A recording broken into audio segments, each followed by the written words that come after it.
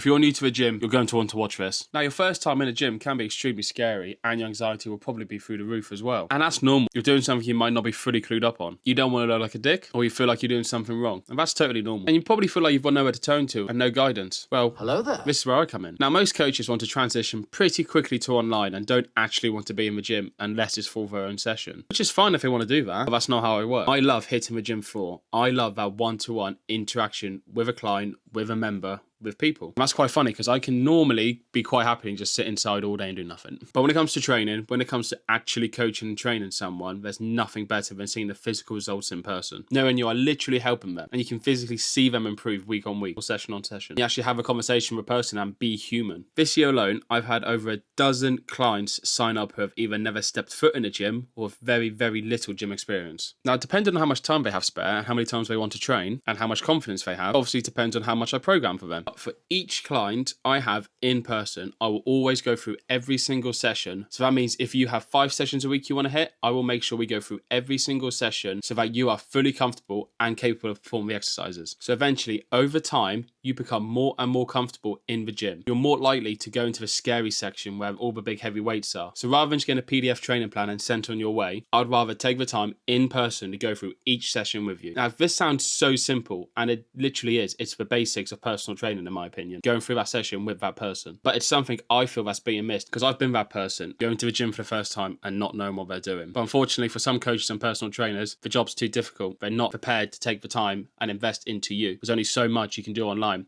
Sometimes it needs that human aspect. So yeah, if you've never stepped foot in a gym before or have very little gym experience and are feeling extremely nervous about progressing in the gym, drop me a message. Let's walk you through the steps that means you can get there.